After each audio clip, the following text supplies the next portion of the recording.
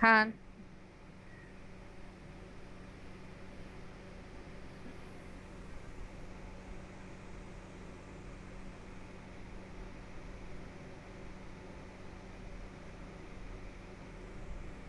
CMD पे जाओ आप।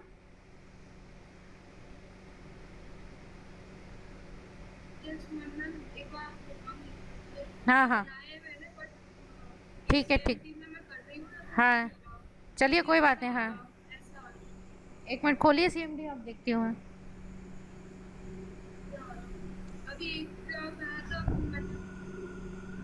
ये क्या दे रहा है आपका? इंटरनल और X is not recognise as an internal और एक्सटर्नल कमांड। अच्छा, ये जैविक के बीच में आप अंडरस्कोर दे रहे हो ना, ये नहीं दो आप। जैविक के जैविक के बाद में आप ऊपर अंडरस्कोर दे रहे हो ना, इसके ऊपर दे रहे हो ना, जैविक अंडरस्कोर आयुषी अंडर। अभी आप फिर से कंपाइल करो प्रोग्राम जरा मेरे सामने।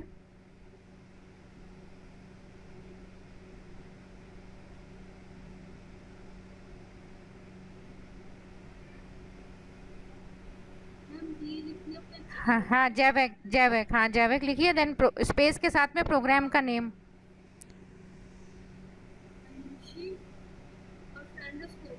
प्रोग्राम का नाम क्या है? आपकी फाइल का नाम, क्लास का नाम क्या बनाया आपने?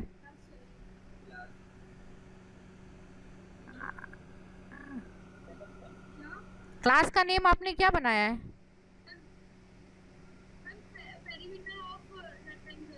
तो फिर आयुषी नहीं लिखिए, जो आपने क्लास का नेम दिया हुआ है ना वो लिखो आप।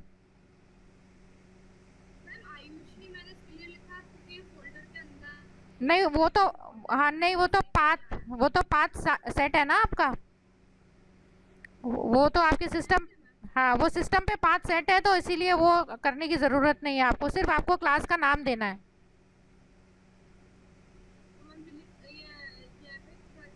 हाँ हाँ हाँ, जो आपकी क्लास का नेम है वो देना है आपको।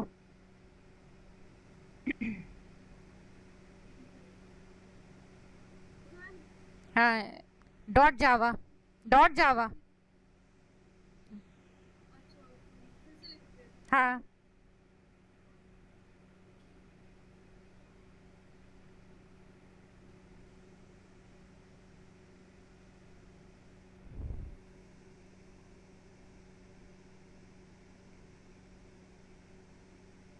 हाँ, एंटर करिए।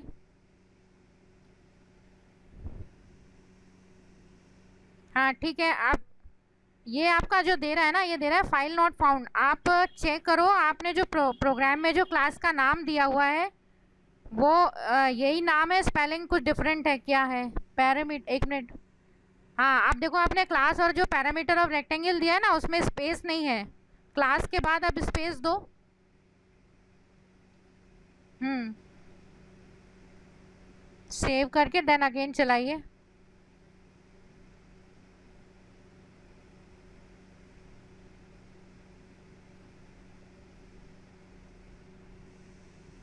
अभी भी कहीं प्रॉब्लम दे रहा है, पैरामीटर ऑफ रेक्टेंगल। फिर से खोलिए फाइल अपनी, नोटपैड खोलिए।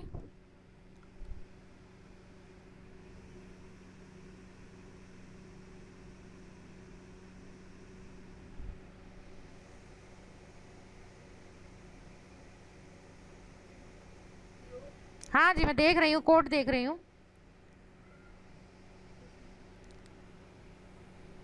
ये आपका जो प्रोग्राम है ना, ये फाइल नॉट फाउंड आ रहा है, दैट मीन्स कि उसको ये फाइल नहीं मिल रही है। तो आप एक काम करो, इसी क्लास को, ये जो पैरामीटर ऑफ रेक्टेंगल है ना, आप इसको एक छोटे से नेम से सेव एज करो ज़रा, सिर्फ पैरी के नाम से करो, PERI, पैरी, पैरी डॉट जावा, पैरी डॉट जावा। सेव करिए। हाँ, आयुषी में ही करिए, आयुषी के अंदर ही करिए। हाँ, यस करिए, यस करिए। अब यहाँ पे क्लास का नेम भी सिर्फ पैरी कर दीजिए। क्लास का नेम भी पैरी कर दीजिए, सिर्फ नोटपैड में क्लास का नेम पैरी करके सेव कर लीजिए। हाँ, अब सेव कर लीजिए एक बार इसको, फाइल में जाके सेव। हाँ, अब इसको अब रन करिए।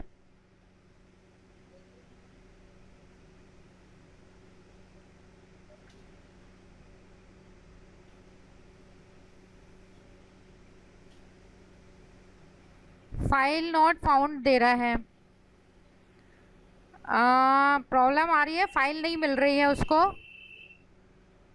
तो है, हेलो, हाँ क्या बोल रहे हो? दूसरा प्रोग्राम नहीं, प्रोग्राम फोल्डर तो यही रहने दीजिए, फोल्डर से कोई प्रॉब्लम नहीं है। प्रॉब्लम हो रही है जो आपका जो आपका प्रोग्राम है ना, वो उसको फाइंड नहीं कर पा रहा है फाइल को, क्योंकि देखिए ऊपर मैसेज आ रहा है ना, ऊपर फाइल नॉट फाउंड, ये मैसेज आ रहा है। तो या तो एक काम करिए, वो फाइल खोलिए, डिस्टरबेंस आ रहा है बहुत। हाँ, फाइल खोलिए, इसको फिर से सेव एज करिए, ज़रा सेव एज करिए, सेव एज। हाँ, वही इसी फाइल को ही सेव एज करिए। अब ये जो आपने नाम लिखा था ना, पैरी.जावा, पैरी.जावा लिखिए, इसको डबल कोटेशन मार्क में कर दीजिए, इस नाम को डबल कोटेशन मार्क में कर दीजिए।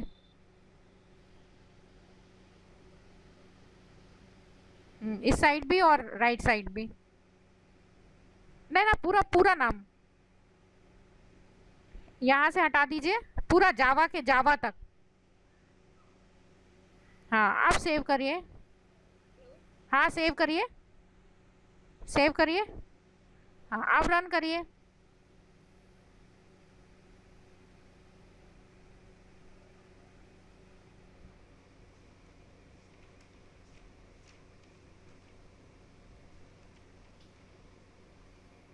हाँ, देखिए अब उसने रीड किया फाइल को, ठीक है, और फाइल को रीड करने के बाद अब देखो एरर आना शुरू हुई है। तो जब भी कभी ऐसे फाइल नॉट फाउंड आपकी प्रॉब्लम आएगी ना, तो क्या होता है, फाइल का नाम नहीं मिल रहा होता है, ठीक है, क्लियर हो रहा है आपको? तो फाइल का नाम नहीं मिल रहा है, इसका मीनिंग हो रहा है कि वो टेक्स्ट फाइल ले रहा है, जावा फाइल नहीं ले रहा है, इसीलिए प्रॉब्लम आ रही थी। तो हमने उसको डबल कोटेशन मार्क में कर दिया, जिससे कि अब उसको वो जावा फाइल की तरह पढ़ रहा है, ठीक है। अब एरर देखिए कहाँ आ रही है, import java.util.star में import और जावा के बीच में स्पेस नहीं है, स्पेस करिए, java.util.star। अब सेव करके चलाइए, कोई भी चेंजेस आप करोगे तो सेव करके चलाइए, सेव कर दीजिए बस और रन करिए। अभी और भी एरर आएंगी, कुछ दिख रही है मुझे एरर्स, अभी आप इतना तो चलाओ, एरर कम हो जाएगी कुछ इसमें।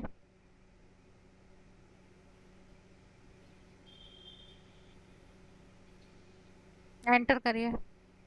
अब देखिए बाकी वो एरर सॉल्व हो गई आपकी। अब इंटीजर एल बी पी के बीच में स्पेस दीजिए, इंटीजर और एल बी पी आपने जहाँ लिखा है ना, उधर स्पेस दीजिए, सेव करके चलाइए फिर से। यही एरर्स आ रही थी, 5 एरर्स यही आपकी शो कर रहा है। अब रन करिए।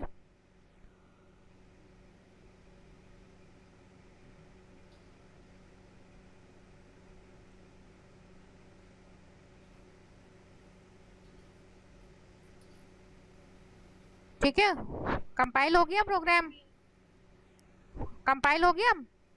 अब रन करिए, आप प्रोग्राम में नहीं कुछ, अब रन करिए, जावा लिखिए, जावा स्पेस पैरी, प्रोग्राम का नाम लिखिए। हाँ, जावा पैरी पैरी, फाइल का नाम पैरी पैरी, PER है। हाँ, एंटर करिए, एंटर करिए।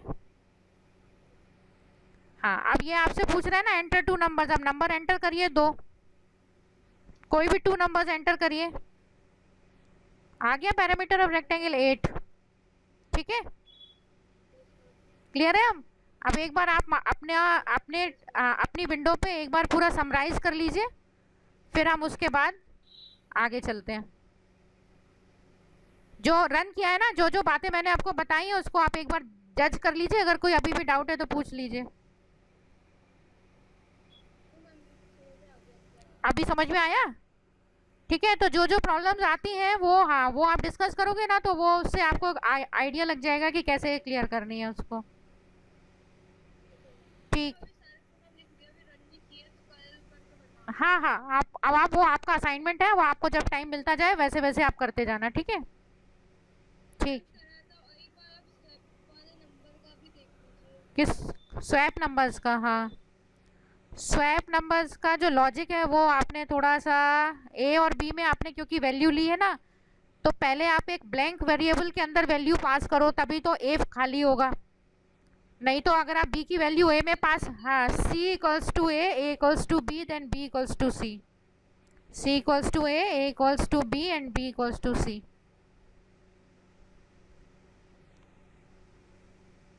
सी equals to A equals to B, then B equals to सी।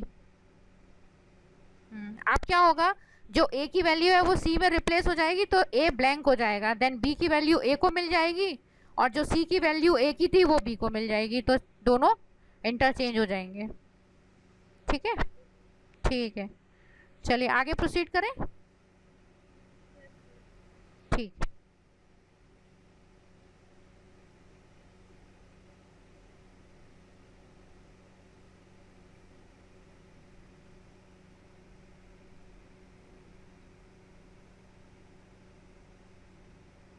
हाँ जी।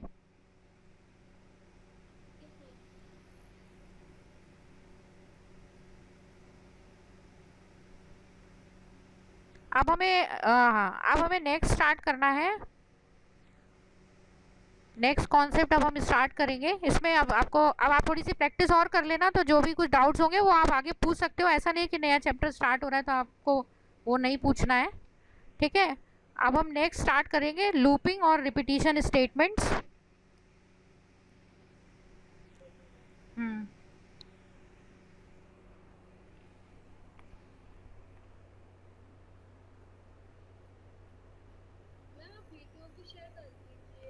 हाँ, वो अब आपका रिकॉर्डिंग मैंने स्टार्ट कर दिया, अब आपका सारा कुछ आज से स्टार्ट हो गया है। ठीक है, तो ये हाँ, सुनाई नहीं दे रहा? अच्छा, एक सेकंड, एक सेकंड। अभी सुनाई दे रहा है? अच्छा ठीक, एक सेकंड रुकिए, अभी सुनाई देगा। आप अभी सुन रहे दे रहा है ना? हेलो? हाँ, तो हाँ, तो ये अब हम नया चैप्टर स्टार्ट कर रहे हैं, दैट इज़ लूपिंग और रिपीटिशन स्टेटमेंट्स और इटरेटिव स्टेटमेंट्स। ये लूपिंग और, हाँ, लूपिंग और इटरेटिव स्टेटमेंट्स ये इसलिए यूज़ होते हैं, जैसे इफ़ एल्स यूज़ होते थे कंडीशन के पॉइंट ऑफ व्यू से, इसी तरह से लूपिंग और रिपीटिशन स्टेटमेंट्स कब यूज़ होते हैं? When we have one statement repeats N number of times.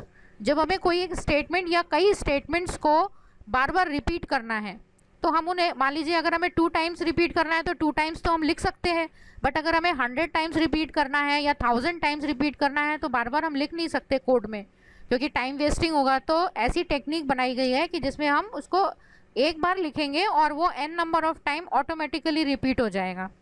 तो ऐसे जब क्वेश्चंस होंगे, कंडीशंस होंगी, तो उनको रिपीटिशन की ज़रूरत होगी, तो we have to use a looping. तब हम लूपिंग का कॉन्सेप्ट यूज़ करेंगे। तो ये लूपिंग जो होती है वो आपकी 3 टाइप्स की होती है।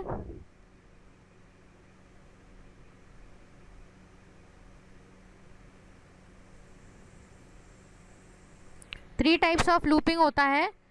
सबसे फर्स्ट जो लूपिंग आती है, जो सबसे ज़्यादा यूज़ की जाती है प्रोग्रामिंग में और प्रोग्रामर्स की फर्स्ट चॉइस होती है, that is a for loop. Second one is a while loop. सुनाई दे रहा है ना आपको प्रॉपरली?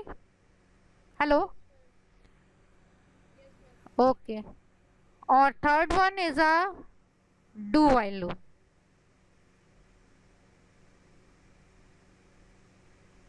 तो first is a for loop, जो सबसे ज़्यादा प्रोग्रामर की चॉइस होती है। ज़्यादातर प्रोग्रामर चूज़ करते हैं कि वो फॉर लूप से बनाएं, क्योंकि फॉर लूप एक बहुत ही ईजीएस्ट लूप है। उसका सिंटेक्स एक इतना ईजी है कि देखकर ही नेक्स्ट उसकी जो मैक्सिमम मीनिंग है वो क्लियर हो जाती है। फिर इसके बाद वाइल लूप भी यूज़ करते हैं, बट डू वाइल लूप को सबसे कम यूज़ करते हैं क्योंकि इनकी कुछ प्रॉपर्टीज़ होती है। जैसे जो फॉर लूप होता है, ये loop is called a pre tested loop. इसी तरह से जो वाइल लूप होता है, this is also a pre tested loop.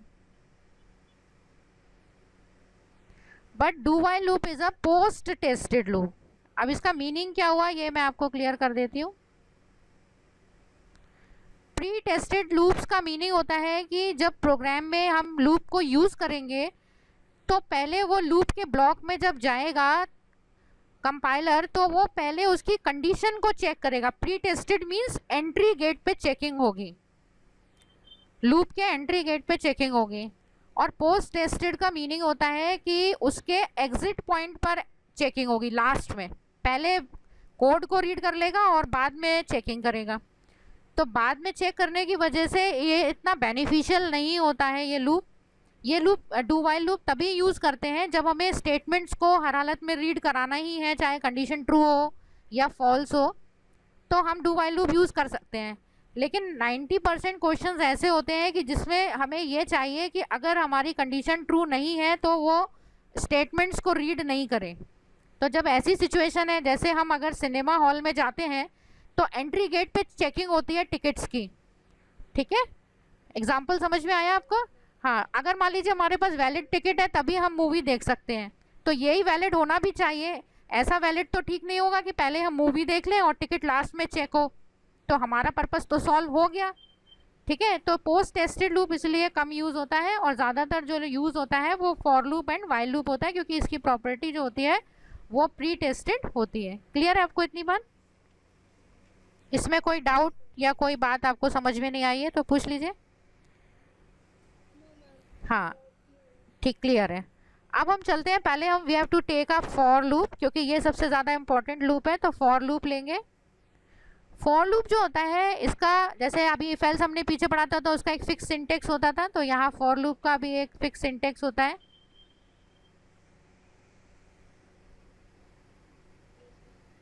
For initialisation,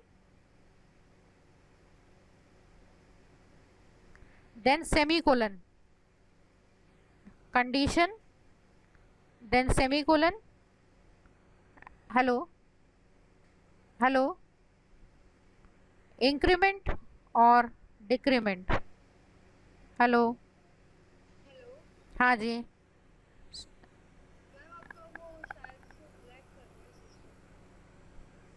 ये जो वाइब्रेशंस आ रही है ये आपकी तरफ से आ रही है क्या? बहुत डिस्टरबेंस हो रहा है, अभी बंद हो गया था फिर आने लगी। हेलो, सुनाई दे रहा है आपको मेरी आवाज़? हाँ हाँ हाँ, वो एक्चुअली क्या था कि वो थोड़ा सा सिम चेंज करी है, वो थोड़ा नेटवर्क प्रॉब्लम थी, डेटा उसमें कम था तो हम चेंज किया उसको। अभी अभी नहीं आया तो फिर आप बता देना। अभी शो हो रहा है प्रॉपरली? अभी शो हो रहा है प्रॉपरली? हेलो, हाँ। तो हाँ जी, तो फॉर लूप में आपको for initialisation, semicolon, condition, semicolon, then increment और डिक्रीमेंट।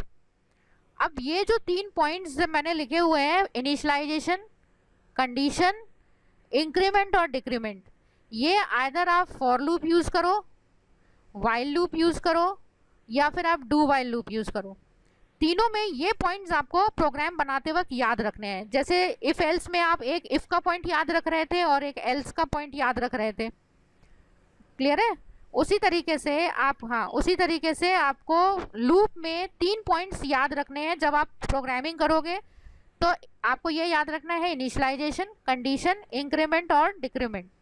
इनिशियलाइजेशन का मतलब होता है, मीनिंग होता है कि from where we have to start the loop, हम लूप को कहाँ से शुरू कर रहे हैं। कंडीशन का मीनिंग होता है कि हम उसको कहाँ पर ले जाके एंड करेंगे, क्योंकि अगर हम लूप को एंड नहीं करेंगे तो वो इनफाइनाइट लूप हो जाएगा और वो चलता ही रहेगा, फिर वो रुकेगा नहीं। तो उसको स्टॉप करने के लिए we have to define a one condition. और इंक्रीमेंट डिक्रीमेंट का मीनिंग होता है कि हमें स्टार्ट से एंड तक ले जाने के लिए या तो उसको इंक्रीमेंट करना पड़ेगा और या फिर उसको डिक्रीमेंट करना पड़ेगा। ठीक है, तो जैसे मैं एक छोटा सा एग्जांपल ले लेती हूँ कि 1 से 100 तक काउंटिंग प्रिंट करना है, तो 1 इज़ अ स्टार्ट पॉइंट, मुझे स्टार्ट करना है 1 से, और 100 इज़ अ एंड पॉइंट। तो मुझे कंडीशन ये लगानी पड़ेगी, मुझे ये इसमें स्टेटमेंट लगाना पड़ेगा कि मेरा जो लूप है वो इनिशियलाइज कहाँ से हो, 1 से, और कंडीशन में मुझे उसको एंडिंग कहाँ पे देनी पड़ेगी कि जब तक वैल्यू 100 नहीं हो तब तक तो प्रिंट करे, और जैसे ही वैल्यू 101 हो वैसे ही लूप क्या हो जाए, टर्मिनेट हो जाए, क्योंकि मुझे तो सिर्फ 100 तक चाहिए। और 1 से 100 तक ले जाने के लिए मुझे इंक्रीमेंट करना पड़ेगा कि डिक्रीमेंट करना पड़ेगा? 1 से 100 तक ले जाने के लिए मुझे, हाँ, तब मुझे इंक्रीमेंट करना होगा लूप में कि डिक्रीमेंट? इंक्रीमेंट करना होगा, वेरी गुड, इंक्रीमेंट करना होगा। ठीक है, तो अभी आपको बात क्लियर हो गई कि हमें 3 पॉइंट्स याद रखने हैं, लूप कहाँ से शुरू करना है, कहाँ पर उसको एंडिंग पहुंचाना है, और वहां से स्टार्टिंग से एंडिंग तक जाने के लिए या तो इंक्रीमेंट करना होगा या डिक्रीमेंट करना होगा। अब डिक्रीमेंट कैसे करना होगा? मान लीजिए कि कोई लूप अगर 100 से 1 पे आ रहा है, 100 से 1 पे आ रहा है, तो 100 इज अ स्टार्ट पॉइंट और 1 इज अ एंड पॉइंट। जरूरी नहीं है कि स्टार्ट पॉइंट कोई छोटी वैल्यू हो, ऐसा कोई कंपल्शन नहीं है। स्टार्ट वैल्यू कोई बड़ी भी हो सकती है और एंड वैल्यू कोई छोटी भी हो सकती है, बट हमें बस ये देखना है कि कहाँ से क्वेश्चन में शुरू करने के लिए कहा गया है। तो 100 से 1 अगर हम आते हैं तो फिर हमें इंक्रीमेंट करना होगा या डिक्रीमेंट करना होगा? डिक्रीमेंट। तो बस अब आपको पॉइंट्स क्लियर हो गए कि अगर आपको स्टार्टिंग से आगे की तरफ बढ़ना है तो इंक्रीमेंट करना पड़ेगा, और अगर आपको बड़ी वैल्यू से छोटी वैल्यू की तरफ आना है तो आपको डिक्रीमेंट करना पड़ेगा। ठीक है, तो ये छोटे छोटे पॉइंट्स होते हैं जो अगर एक बार आपको क्लियर हो जाएंगे तो अभी फिर कभी आपको आगे इसमें कोई प्रॉब्लम आएगी नहीं। ठीक है, तो कैसे हम, हाँ, इसको हम कैसे कोड में लिखेंगे वो एक मैं छोटा सा एग्जाम्पल यहाँ पे आपको इसमें बता देती हूँ।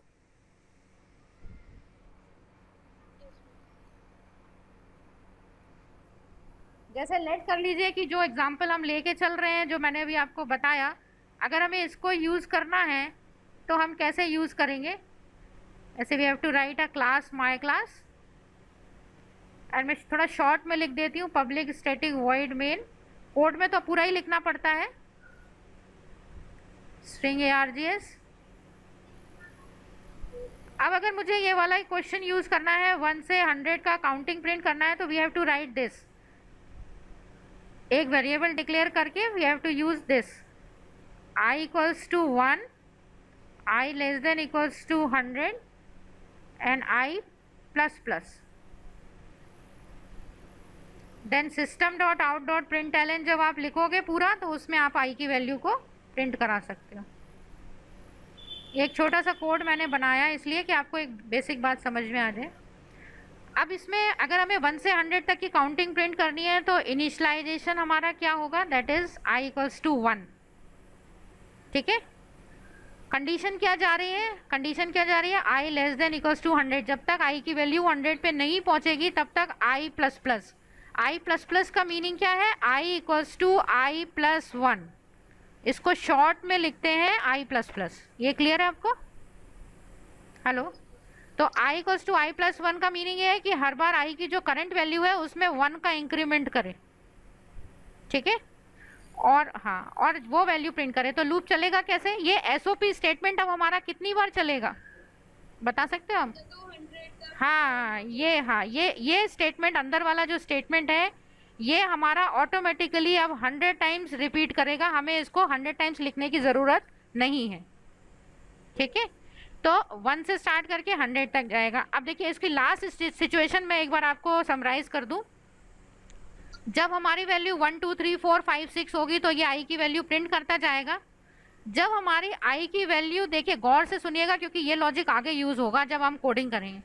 जब हमारी वैल्यू 99 होगी तो कंडीशन ट्रू होगी, 99 is less than equals to 100, ये भी प्रिंट कर देगा। जब हमारी वैल्यू 100 पे पहुंचेगी, प्लस प्लस हो गए, तो 100 लेस देन इक्वल्स टू 100, ये भी कंडीशन हमारी प्रिंट कर देगा क्योंकि इक्वल तक जा रहा है। ठीक है, अब ये लूप फॉल्स कब होगा, जब हमारी i की वैल्यू जब हमारी आई की वैल्यू 101 पे पहुंचेगी तब ये कंडीशन चलेगी कि नहीं? फॉल्स। यहाँ पर ये कंडीशन क्या हो रही है? फॉल्स। तो अभी आप ये बात याद रखना कि जब लूप चल रहा है तो आई की वैल्यू 101 पर पहुंची है, मतलब आई कंटेन द 101, लेकिन 101 प्रिंट क्यों नहीं कर रहा है? क्योंकि कंडीशन फॉल्स होने से लूप से टर्मिनेट हो गया हमारा स्टेटमेंट से। ठीक है, तो कंडीशन जब फॉल्स हो जाती है तभी टर्मिनेट होता है। तो 100 तक तो ट्रू थी, कंडीशन फॉल्स कब हुई? जब आई की वैल्यू 101 हो गई। क्लियर है? ठीक है, तो इस तरीके से लूपिंग का हमें यूज यहाँ पे करना है। अब इसी को अगर मैं एक सेकेंड एग्जाम्पल बस और समझा दूं, फिर मैं क्वेश्चंस आपको दे दूंगी तो आप कर लीजिएगा। कि अगर हमें 100 से 1 पर आना है तो सिर्फ लूप कैसे लिखेंगे? i इक्वल्स टू 100, हाँ, i greater than equals to 1 and i minus 1। Very good. तो ये आपका डिक्रीमेंट ऑर्डर में प्रिंट कर देगा। ठीक है, बस ये चीज़ आपको इसमें ध्यान रखनी है। तो इस तरीके से आपका ये प्रोग्रामिंग इसमें लूपिंग का चलेगा। अब इसमें मैं आपको कुछ क्वेश्चंस दे दूंगी तो आप इसके फॉर लूप की प्रैक्टिस करना, तो आपको और जो भी क्लियर हो जाएगा सब कुछ, और जो भी डाउट होगा वो भी क्लियर होगा। नेक्स्ट लूप अब हम देखते हैं, that is a while loop.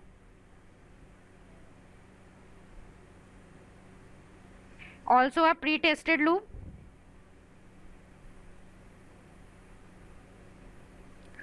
Syntax इसका भी इजी है एक्सक्यूज मी, इसका भी सिंटेक्स इजी है, लेकिन फॉर लूप का एक लाइन में हो जाता है तो बहुत इजी फील होता है। ये थोड़ा सा है, ये भी इजी, लेकिन इसमें थोड़ा सा डिफरेंट है लिखने का वे।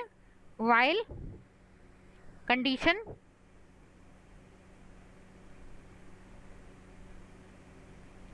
एंड स्टेटमेंट्स, जो सिंटेक्स होता है वो थोड़ा सा हिडन होता है। फॉर लूप में सिंटेक्स जो है वो बिल्कुल आपको इजीली शो होता है। व्हाइल लूप में सिंटेक्स हिडन इसलिए होता है कि इसमें सिर्फ कंडीशन तो शो कर रहा है सिंटेक्स में, लेकिन इनिशियलाइजेशन और इंक्रीमेंट डिक्रीमेंट की पोजीशन दिखा नहीं रहा कि कहाँ लिखना है। तो हमें एज्यूम करना पड़ेगा। कैसे एज्यूम करेंगे? क्योंकि कंडीशन होती है एंड पॉइंट, है ना? गेटिंग? कंडीशन होती है एंड पॉइंट, तो इसका मतलब है कि सिंटेक्स में क्योंकि लिखा नहीं है तो कंडीशन से पहले हमें यहाँ पे स्टार्ट पॉइंट देना पड़ेगा अपनी तरफ से, स्टार्ट पॉइंट, और यू कैन से इनिशियलाइजेशन। ये हमें डिफाइन करना पड़ेगा। नहीं, पहले कंडीशन तो एंड पॉइंट हो जाएगी ना, एंट्री पॉइंट शो नहीं हो रहा। हाँ, कंडीशन के ऊपर, क्योंकि यहाँ हमें एंट्री गेट नहीं दिखाई दे रहा है। इसमें फॉर में तो दिख रहा था एंट्री गेट, इसमें एंट्री गेट नहीं दिख रहा है। तो एंट्री गेट कंडीशन के पहले ही लगेगी ना भाई। हाँ, हमें सिनेमा हॉल में जो एंट्री गेट है वो दिखाई नहीं दे रहा, थोड़ा सा हिडन है। तो हमें ही लेट करके चलना पड़ेगा कि यहाँ कहीं एंट्री गेट होगा तभी हम अंदर एंटर कर सकते हैं। ठीक है, क्लियर है? हाँ, और स्टेटमेंट्स के साथ में we have to write a increment और डिक्रीमेंट। ये भी हमें अपने तरफ से लॉजिक में देखना पड़ेगा कि किस स्टेटमेंट के बाद अब हमें इंक्रीमेंट डिक्रीमेंट करना है। तो हमें वहां पर अंदर स्टेटमेंट्स के साथ में इंक्रीमेंट और डिक्रीमेंट लगाना पड़ेगा अपनी तरफ से। क्लियर है? ठीक है, तो इसको भी हम एक एग्जाम्पल से अंडरस्टैंड कर लेते हैं, बाकी फिर मैं क्वेश्चन दूंगी तो आपको प्रैक्टिस हो जाएगी।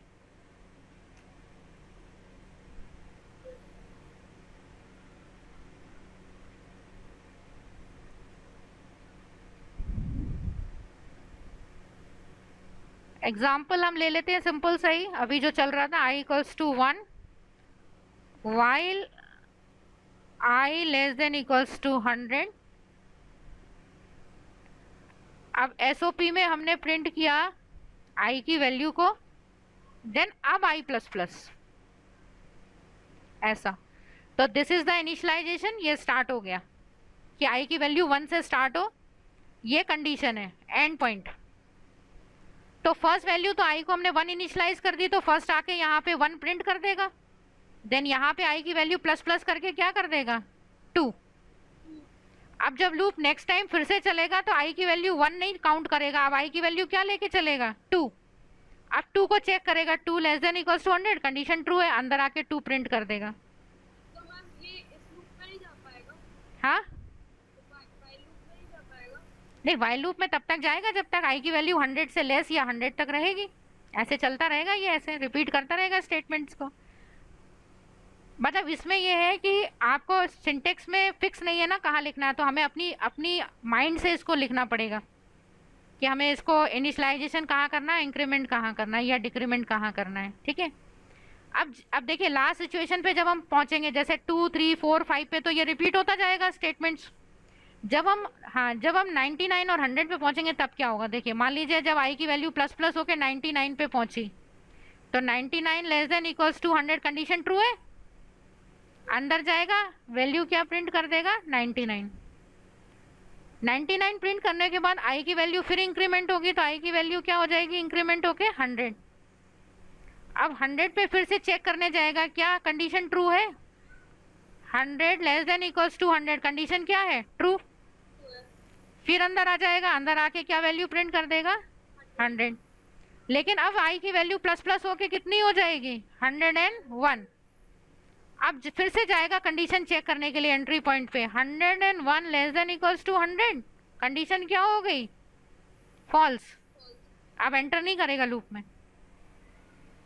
ठीक है, गेटिंग क्लियर हुआ। तो ये कॉन्सेप्ट, हाँ ये कॉन्सेप्ट जो है वो आपका इसमें वर्क करेगा।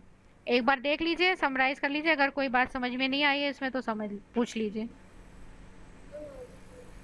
देख लीजिए एक बार। कल शादी अच्छी हो गई? हाँ अच्छा अच्छा अच्छा, तो शाम को फ्री हो गए होगे? आजकल तो दिन में ही चल रहा है ना सारे कार्यक्रम, रात को तो हो नहीं रहे कहीं भी। लोकल था क्या, बाहर जाना था? अच्छा अच्छा, चलिए ठीक है। अब मैं वाइल के भी आपको कुछ क्वेश्चंस प्रोवाइड कर दूंगी, तो आप इसकी प्रैक्टिस कर लेना। हाँ, अब हम चलते हैं थर्ड लूप पर। हाँ, डू वाइल लूप।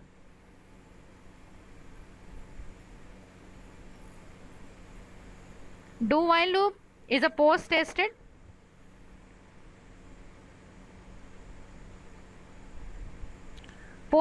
की वजह से ये सारे प्रोग्राम्स में प्रोग्रामर की चॉइस नहीं होती है यूज़ करना। ये सिर्फ उन्हीं प्रोग्राम्स में प्रोग्रामर यूज़ करना चाहते हैं जहाँ पर हमें एटलीस्ट वंस तो स्टेटमेंट्स को रीड करना ही है, चाहे कंडीशन ट्रू हो स्टार्टिंग से या फॉल्स हो। अगर हम एक बार तो स्टेटमेंट्स को रीड करना चाहते हैं, फिर आगे डिपेंड करता है कि सेकेंड टाइम कंडीशन ट्रू होती है तो ले स्टेटमेंट्स, अदरवाइज नहीं ले, तब तो हम डू वाइल लूप यूज़ करेंगे। और अगर हमारी स्ट्रिक्ट चेकिंग है कि कंडीशन एक बार भी नहीं चल रही है तो स्टेटमेंट्स ले, तो फिर हम डू वाइल लूप यूज़ नहीं करते हैं। सिंटेक्स क्या होता है इसका? हाँ हाँ, यहाँ पे डू से स्टार्ट हो जाएगा। अब एंट्री पॉइंट पे आप देख रहे हो कोई कंडीशन नहीं है, वन और मोर स्टेटमेंट्स आ जाएंगे।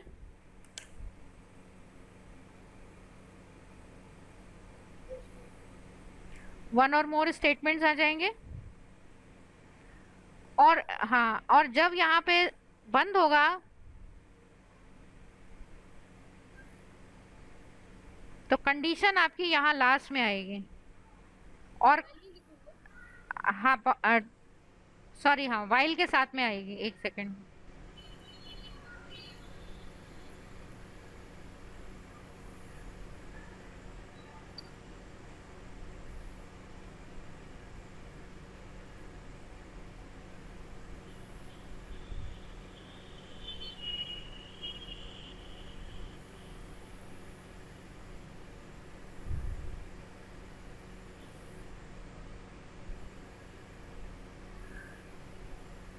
वाइल के साथ में कंडीशन आएगी। और ये चीज़ ध्यान रखनी है कि सिर्फ डू वाइल लूप ही ऐसा है जिसमें लास्ट में सेमीकोलन से टर्मिनेशन होगा। इस लूप में जो कंडीशन होती है वो एंड में सेमीकोलन से टर्मिनेट होती है। ठीक है, क्लियर है। अब इसका लॉजिक कैसे काम करेगा, एग्जाम्पल ले लेते हैं। एग्जाम्पल में हम 1 से 100 तक की काउंटिंग देखते हैं। लेट कर लीजिए कि हमने 1 से 100 काउंटिंग प्रिंट करनी है, क्योंकि एंट्री पॉइंट पर कोई भी यहाँ पर कोई चेकिंग नहीं है, कोई कंडीशन नहीं है यहाँ पर। तो सबसे पहले हमने आई की वैल्यू को 1 से इनिशलाइज कर दिया, क्योंकि हमें तो पता है कि हमें 1 से 100 काउंटिंग लिखनी है। डू से लूप को भी स्टार्ट कर दिया। स्टेटमेंट में स्टेटमेंट्स जो भी हमने लिखने हैं, जैसे प्रिंट एसओपी स्टेटमेंट है वो लिख दिया। एसओपी स्टेटमेंट हम लिख देंगे, आई की वैल्यू प्रिंट कर देंगे। अब हमें क्योंकि यहीं पर इंक्रीमेंट स्टेटमेंट्स में ही देना है, तो आई प्लस प्लस भी कर दिया। बाहर आके कंडीशन चेक करेंगे, while I less than equals to 100 then semicolon. पहले वो इनिशियलाइज करेंगे, फिर एंड में जाके कंडीशन। हाँ, एंड अब इसमें देखिए, इसमें ड्रॉबैक क्या है।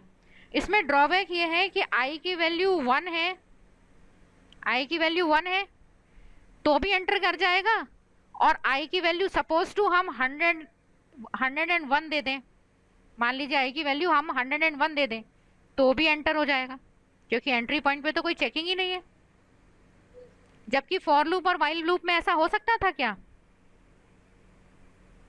नहीं हो सकता था ना। अगर मान लो फॉर लूप और वाइल लूप में हम 1 से 100 प्रिंट कर रहे हैं और आई की वैल्यू हम 101 से स्टार्ट करते, तो पहली बार में कंडीशन क्या हो जाती? हाँ, पहले ही फॉल्स हो जाता, तो टर्मिनेट हो जाता। लेकिन इसमें ड्रॉबैक ये हो रहा है कि इसमें एंटर कर जा रहा है 101 पे भी और 1 पे भी, क्योंकि चेकिंग नहीं है। अब अगर हमने 1 से शुरू किया तो यहाँ पे 1 प्रिंट कर देगा, और अगर 101 से शुरू किया तो 101 प्रिंट कर देगा। तो ये ड्रॉबैक की वजह से इसको तभी यूज़ करते हैं जब हमें कोई स्टेटमेंट एटलीस्ट वंस तो प्रिंट कराने ही है। जैसे मान लीजिए आपसे कहा जा रहा है कि आप अपना नाम एक एटलीस्ट वंस प्रिंट कराइए या फिर 100 टाइम्स कराइए, तो डू वाइल लूप में एक बार तो प्रिंट कर ही देगा। अगर कंडीशन फॉल्स हुई तो 99 बार नहीं करेगा, है ना। फिर आई की वैल्यू प्लस प्लस होके यहाँ पे हो जाएगी 2 को चेक करेगा, 2 less than equals to 100, condition true है तो ये फिर से 2 से अंदर एंटर कर जाएगा। अब ये 1 2 3 4 करके 100 तक पहुंच जाएगा। जब ये 100 पे प्रिंट करेगा तो 100 की वैल्यू प्रिंट करने के बाद यहाँ पे आई की वैल्यू क्या हो जाएगी बढ़कर 101। अब आके चेक करेगा 101 less than equals to 100, condition क्या मिलेगी इसको? फॉल्स। अब एंटर नहीं करेगा, ठीक है। तो कंडीशन तो सही चेक करता है, लेकिन एंट्री पॉइंट पे चेकिंग नहीं होने की वजह से गलत हो जाता है लॉजिक। लॉजिक क्या गलत हो जाता है? एंटर कर जाता है इसमें, इसीलिए इसको कम यूज़ करते हैं। तो हाँ, तो क्वेश्चंस मैं इसके आपको दे दूंगी, तो आपको इसके सारे क्वेश्चंस जो हैं वो ट्राई करना। अब ये 3 टाइप्स के लूप्स के बाद नेक्स्ट एक और टाइप आता है लूपिंग का। टाइप्स तो यही 3 होते हैं, लेकिन लूप्स का एक टाइप और हम जो बहुत ज़्यादा यूज़ करते हैं, that is a nested for loop. ये भी प्रोग्रामर्स की बहुत चॉइस होती है। कंपनीज में नेस्टेड फॉर लूप से भी क्वेश्चंस पूछ लेते हैं अक्सर, जैसे जिनके प्रेजेंटेशंस होते हैं ऑनलाइन या फिर पहले तो फेस टू फेस होते थे, तो ये क्वेश्चंस ज़रूर पूछ लेते थे नेस्टेड फॉर लूप का। जैसे नेस्टेड इफ था, इसी तरह से नेस्टेड फॉर लूप भी है।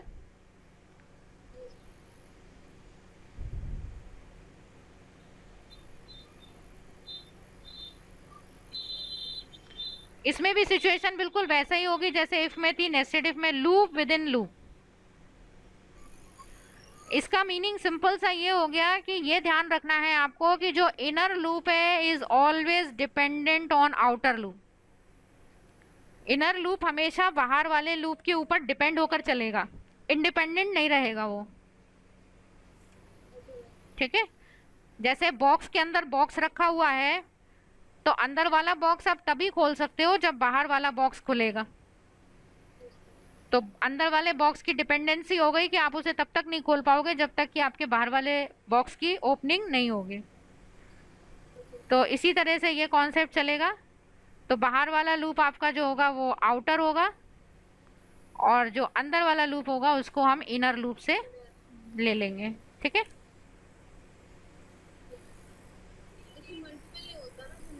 हाँ, नेस्टेड होता है इसमें नेस्टेड होता है। मल्टीपल मतलब क्योंकि इसमें इफ एल्स नहीं होते ना, तो इसमें एक प्रोग्राम में बहुत सारे आप फॉर लूप, बहुत सारे वाइल लूप आप यूज कर सकते हो, ऐसा आप कर सकते हो।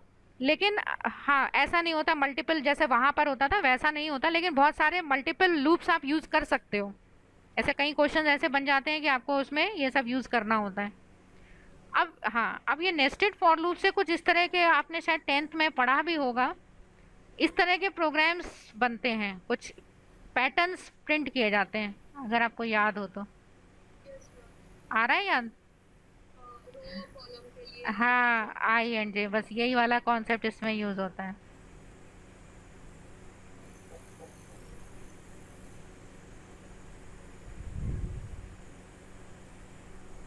तो ये एग्जांपल्स इसमें यूज होते हैं। इस एग्जांपल्स में हम इस तरीके से ले सकते हैं कि जैसे हमने यहाँ पर डिफाइन कर दिया कि ये पैटर्न हमें बनाना है, अब इस पैटर्न का लॉजिक कैसे निकालेंगे वो थोड़ा सा समझ लेते हैं। यहाँ पर इसको हम रोज और कॉलम्स में इमेजिनेट कर लें अपने माइंड में, रोज और कॉलम्स में इमेजिनेशन हम इसका रख लेंगे तो हमें इजीली समझ में आ जाएगा।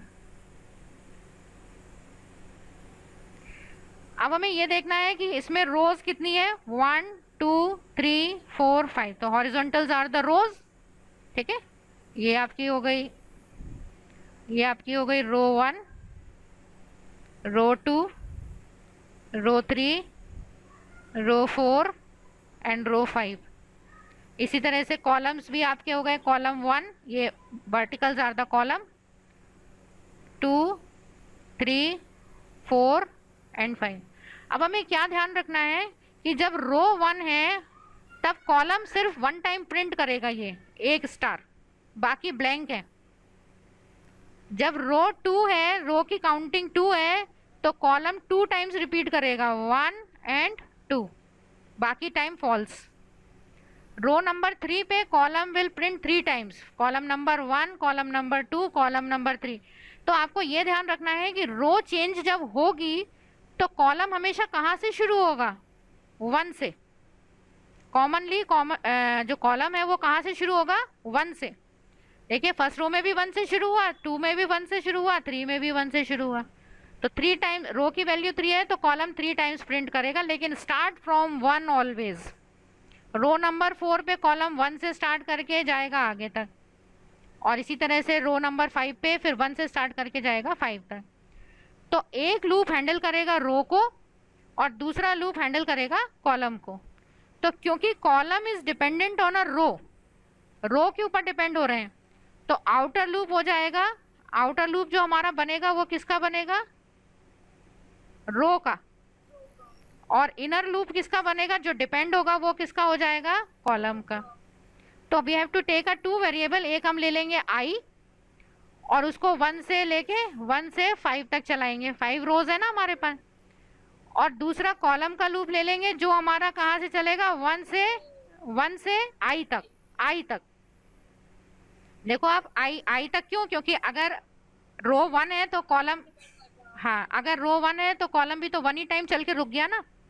फिर रो, अगर आई हमारा 2 है तो कॉलम भी 2 टाइम ही चल के रुक गया। तो इसका मतलब है कि यहाँ पे जो आई है वो किस चीज को रिप्रेजेंट कर रहा है, रो को। ठीक है, तो इस तरह के प्रोग्राम्स बनाने के लिए हमें ये कॉन्सेप्ट यूज करना पड़ेगा। अब एग्जाम्पल में देख लेते हैं। जब हम इसका कोड लिखेंगे तो इस तरीके से आ जाएगा, आई और J we have to declare a 2 variables for I equals to 1, I less than equals to 5, I plus plus, क्योंकि रो हमारी 5 है। इसके अंदर we have to write a second loop for J equals to 1, लेकिन जे को हमें 5 तक नहीं ले जाना। फर्स्ट टाइम हमें जे को कहाँ तक ले जाना है, 1 तक। फर्स्ट टाइम जे को कहाँ तक ले जाना है, 1 तक। तो J is depend always on a I, ये ध्यान रखिएगा, जे प्लस प्लस। जे कहाँ तक जाए, जहां तक आई है, जहां तक रो है ना। Then we have to print a SOP. अब इसमें ध्यान रखिएगा कि प्रिंट लिखना है आपको, प्रिंट एलएन नहीं लिखना। एलएन का मीन्स होता है न्यू लाइन। तो प्रिंट लिखने से क्या होगा कि वो सेम लाइन पे प्रिंट करेगा जब तक कंडीशन फॉल्स नहीं होगी। ठीक है, और इसके बाद आप जैसे ही आगे बढ़ोगे तो पहले इनर लूप आपका क्लोज होगा, अब हम चाहते हैं कि जब कॉलम कंप्लीट हो जाए, कॉलम का लूप हमारा कंप्लीट हो जाए, तो हमारी नेक्स्ट लाइन आ जाए, क्योंकि नेक्स्ट रो चाहिए पड़ेगी हमें। तो बाहर आके आप इसको लगाएंगे एसओ प्रिंट एलन, मतलब new line after the completion of column for a next row. तो एलन आपको यहाँ लगाना है, प्रिंट एलन बाहर लगाना है, और फिर आउटर लूप आपको बंद करना है, मतलब ये आउटर लूप आपका यहाँ पे बंद होगा। मैम जे नहीं लिखा। जे नहीं लिखेंगे बेटा, आई लिखेंगे खाली, क्योंकि हमें रोज के थ्रू के हेल्प से ही हम वैल्यूज प्रिंट करा देंगे। और सॉरी, अच्छा स्टार बनाना है ना यहाँ, तो हाँ इस प्रोग्राम में तो स्टार बनाना है, तो हमें आई और जे नहीं प्रिंट कराना है, इसमें स्टार ही प्रिंट कराएंगे, डबल कोटेशन मार्क में स्टार प्रिंट कराएंगे हम। आई और जे तो देखिए आई और जे तो पोजीशन देंगे, आई और जे क्या करेंगे, पोजीशन प्रोवाइड करेंगे कि हमें ये स्टार किस पोजीशन पे रखना है। ठीक है, क्लियर है? मैम ये जो हमने एलन ब्लैंक ब्रैकेट किया है, वो उसका मतलब क्या है, वो प्रिंट करेगा स्टार को? नहीं, जो हाँ हमने जो सिर्फ एसओ प्रिंट लिखा है, इसका मतलब है कि ये नेक्स्ट लाइन पे नहीं चलेगा बार बार, क्योंकि रिपीटिशन में लूप में है ना, तो अगर हम एलन लगा देंगे तो ये हर समय न्यू लाइन, हर लूप के रिपीटिशन पे ये न्यू लाइन ले लेगा, तो इस तरह का फॉर्मेट जो प्रिंट होना है वो नहीं होगा। ठीक है, हमें इसको रोकना है। जैसे पहले बार तो हमें एक ही बार ही प्रिंट कराना है, लेकिन दूसरी बार इसको, इस स्टेटमेंट को हमें सेम रो पे 2 बार प्रिंट कराना है। अगर हम एलन लगा देंगे तो ये वाला स्टार जो है ना, सेकंड रो का सेकंड स्टार जो है, वो नेक्स्ट रो पे पहले ही चला जाएगा, वो नहीं करना हमें। ठीक है, तो ऐसा हाँ रोकने के लिए। और जब हमारा कॉलम कंप्लीट हो जाए, अब जैसे ही कॉलम हमारा कंप्लीट होगा, जैसे सेकंड रो में हमने 2 स्टार प्रिंट करे और फिर 3 स्टार प्रिंट नहीं हो रहे हैं, ब्लैंक है ना ये 3, तो ये बिना प्रिंट करे नेक्स्ट लाइन पे कैसे जाएगा, थर्ड रो पे किससे जाएगा, एलन से जाएगा, जो नीचे एलन यूज किया है ना आपने, ये वाला एलन, हाँ वो नेक्स्ट लाइन में जाने के लिए है। अब इसको थोड़ा सा हम लोग कंक्लूजन निकाल लेते हैं, तो पूरी बात समझ में आ जाएगी। ठीक है, सबसे पहले हमारा देखिए यहाँ पे, अगर हम डायग्राम को भी ध्यान में रखें और पूरी चीज़ को देखने की कोशिश करें ऐसे, तो डायग्राम से हमें इजीली समझ में आएगा। सबसे फर्स्ट हमारी आई की वैल्यू जो है वो 1 होगी। हम यहाँ पर हैं, यहाँ पर है आई 1 पे, ये सिचुएशन पे। यहाँ कॉलम 1 भी मिलेगा, लेकिन अभी हम आई 1 पे हैं, ये पोजीशन है हमारी आई 1। अब यहाँ पे कंडीशन चेक होगी, क्या 1 लेस देन इक्वल्स टू 5 है, कंडीशन ट्रू है, अंदर एंटर करेगा लूप में, यहाँ आएगा जे की वैल्यू 1 है, चेक करेगा क्या जे 1 लेस देन इक्वल्स टू 1 है, कंडीशन ट्रू है, अंदर एंटर करेगा, ये स्टार एक बार प्रिंट करेगा, कहाँ पर, ये ऊपर यहाँ पे ये प्रिंट कर देगा। अब अभी अंदर वाले लूप में ही है, अंदर वाले लूप में जे की वैल्यू क्या होगी, प्लस प्लस, जे की वैल्यू क्या होगी, प्लस प्लस, प्लस प्लस होके जे की वैल्यू कहाँ पहुंचेगी, 2 पे, जे की वैल्यू पहुंचेगी 2 पे, लेकिन आई तो क्या लेकर आया है, 1, तो कंडीशन क्या हो जाएगी, फॉल्स, तो बाहर आ जाएगा लूप से, बाहर आएगा तो नेक्स्ट लाइन पे चला जाएगा, इससे तो सेकंड रो पे पहुंच जाएंगे हम, यहाँ आ जाएंगे सिचुएशन, कर्सर हमारा यहाँ आ जाएगा। ठीक है, अब फिर से आई की लूप चलेगा, आई का लूप चलेगा तो आई भी प्लस प्लस होगा, तो आई की वैल्यू हो जाएगी कितनी, 2। अब कंडीशन ट्रू, अंदर एंटर करेगा, लेकिन जे का लूप हमेशा कहाँ से चलेगा, 1 से। अब आई तो जाना है, हाँ आई तो जाना है 2 पे, 2 तक, लेकिन जे चलेगा 1 से, तो 1 पे चलेगा और 2 पे चलेगा, तो इसका मतलब है कि एसओ प्रिंट स्टेटमेंट अब कितनी बार प्रिंट होगा, 2 times, column number 1, column number 1 और कॉलम नंबर 2। एक बार जे 1 पे चलेगा और एक बार जे किस पे चलेगा, 2 पे, 2 बार चलेगा, और 2 स्टार प्रिंट करके जैसे ही जे की वैल्यू होगी 3 प्लस प्लस होकर, तो जे की वैल्यू जैसे ही 3 होगी वैसी कंडीशन क्या हो जाएगी, फॉल्स, क्योंकि आई तो 2 लेकर आया है और जे कहाँ पहुंच गया है, 3 पे, तो कंडीशन फॉल्स होगी, तो फिर से ये लूप छोड़ देगा अंदर वाला, बाहर आएगा तो फिर नेक्स्ट लाइन पे पहुंच जाएगा, तो रो नंबर 3 पे कर्सर आ जाएगा यहाँ। अब आई की वैल्यू पहुंचेगी प्लस प्लस होके 3 पे, अब कंडीशन ट्रू है तो अंदर एंटर कर जाएगा, अंदर एंटर करेगा तो जे को, अब अंदर एंटर करेगा तो आई तो हमारा 3 पे पहुंच चुका है, और जे भी स्टार्ट होगा 1 से तो 1 पे चलेगा, 2 पे चलेगा और 3 पे। तो इसका मतलब ये स्टेटमेंट कितनी बार रिपीट होगा? 3 टाइम्स। 3 टाइम्स रिपीट होगा। जब 3 स्टार प्रिंट कर लेगा तो जे की वैल्यू प्लस प्लस होकर कितनी होगी? 4। लेकिन आई की वैल्यू तो कितने पे ही रुकी हुई है? 3 पे। तो कंडीशन फॉल्स हो जाएगी। कंडीशन फॉल्स होगी तो बाहर आएगा, फिर न्यू लाइन मिल जाएगी। न्यू लाइन मिलेगी तो नेक्स्ट रो पे, 4th रो पे पहुंच जाएगा कर्सर। अब कर्सर 4th रो पे पहुंचेगा तो आई की वैल्यू प्लस प्लस हो जाएगी, 4 less than equals to 5। Condition true है, अंदर एंटर करेगा। अब जे की वैल्यू 1 से स्टार्ट होके 4 तक जाएगी, क्योंकि आई कहाँ तक पहुंच चुका है? 4 तक। अब 4 पे पहुंचेगा तो जे चलेगा 1 पे, 2 पे, 3 पे, 4 पे। दैट मीन्स ये स्टेटमेंट अब कितनी बार चलेगा? 4 टाइम्स। 4 टाइम्स चलेगा तो 4 स्टार प्रिंट करेगा। और जैसे ही जे की वैल्यू प्लस प्लस होके 5 होगी, कंडीशन फॉल्स हो जाएगी, क्योंकि आई तो 4 पे ही रह गया। कंडीशन फॉल्स होगी, बाहर आएगा तो लास्ट लाइन पे आ जाएगा। अब लास्ट लाइन पे आएगा तो यहाँ पे आई की वैल्यू एक बार और चल सकती है, तो 5 less than equals to 5। Condition अभी भी ट्रू है, अंदर आएगा। जे फिर से स्टार्ट होके 5 तक जाएगा, क्योंकि आई अब कहाँ पे पहुँच चुका है? 5 पे। तो जे 1 पे चलेगा, 2 पे चलेगा, 3 पे चलेगा, 4 पे चलेगा, 5 पे चलेगा। और जैसे ही जे की वैल्यू 5 टाइम्स प्रिंट करने के बाद, 5 टाइम्स तो प्रिंट कर देगा स्टार को, ये 5 टाइम्स स्टार प्रिंट हो जाएगा। 1 2 3 4 5, 5 टाइम्स प्रिंट कर देगा। और जैसे ही जे की वैल्यू होगी 6, कंडीशन क्या हो जाएगी? फॉल्स। तो बाहर न्यू लाइन पे आएगा। अब न्यू लाइन पे आएगा तो आई प्लस प्लस करके वैल्यू कितनी हो जाएगी? 6। 6 लेस देन इक्वल्स टू 5। लेकिन कंडीशन क्या हो जाएगी? फॉल्स। तो लूप छोड़ देगा आउटर। आउटर छोड़ेगा तो फिर इनर पे भी नहीं जाएगा। ठीक है, अब एक बार माइंड में समराइज कर लीजिए, अगर कोई डाउट है तो पूछ लीजिए। क्लियर है? तो ये हाँ हाँ, वो आउट, हाँ, जब अंदर का लूप पूरा चल के फिर से वो बाहर उसको थ्रो करेगा, फिर आई का लूप प्लस प्लस करके आगे बढ़ेगा। आई का लूप उसको लूप को आगे, अंदर वाले लूप को रिपीटिशन देने का काम कर रहा है, लेकिन अंदर वाला लूप हैंडल आई से ही हो रहा है, बाहर वाले लूप से ही हो रहा है। डिपेंडेंसी हो गई ना अंदर वाले लूप की बाहर वाले लूप पे। अगर बाहर का लूप बंद हो गया तो अंदर को लूप चल ही नहीं रहा। जैसे आई की वैल्यू जैसे ही 6 हुई तो वैसे ही अंदर वाला लूप चलना बंद हो गया, क्योंकि बाहर वाली कंडीशन, जैसे बॉक्स आपका बंद हो गया बाहर वाला, तो आप अंदर वाला आप खोल ही नहीं सकते।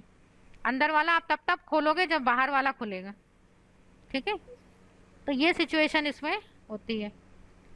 तो ये मैंने आपका पूरा टॉपिक आज कंप्लीट कराया है।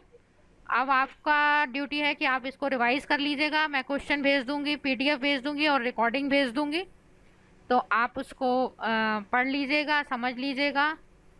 और अगर कहीं डाउट है तो आप उसको नोट करके रख लो, नेक्स्ट क्लास में आप मुझसे पूछ सकते हो। तो I will take your class on Monday. और अब 6 मंडे को आप थोड़ा सा टाइम का कंफर्म इसलिए कर देना क्योंकि आपकी शुरू हो रही होगी ट्रेनिंग मंडे से शायद। अच्छा अच्छा अच्छा अच्छा अच्छा अच्छा अच्छा। हाँ हाँ हाँ हाँ हाँ हाँ हाँ हाँ, फॉर्मेलिटीज वगैरह सब पूरा होना होगा अभी। अच्छा अच्छा अच्छा अच्छा। हाँ हाँ हाँ हाँ, वीडियो कॉन्फ्रेंसिंग वगैरह होगी, थोड़ा इंट्रोडक्शन होगा सबका आपस में। कौन सी कंपनी मिली आपको? अच्छा, ठीक है, तो हाँ मेहनत करिए, अच्छा निकल जाएंगे तो अच्छा रहेगा। ठीक है, हमारी और सर की गुड विशेस हैं आपके साथ में। हाँ नहीं, मेहनत करेंगे तो सक्सेस हो जाएगी। अब जब आपने इतनी मेहनत करके यहाँ तक लाए हो तो थोड़ा सा रह गया मेहनत करना, वो भी कर लोगे तो आगे निकल जाओगे आप आराम से। ठीक है, चलिए, तो अभी इसको आप मैं भेज देती हूँ पीडीएफ आपको, और रिकॉर्डिंग वगैरह सब भेज देती हूँ, तो आप इसको रिवाइज कर लेना।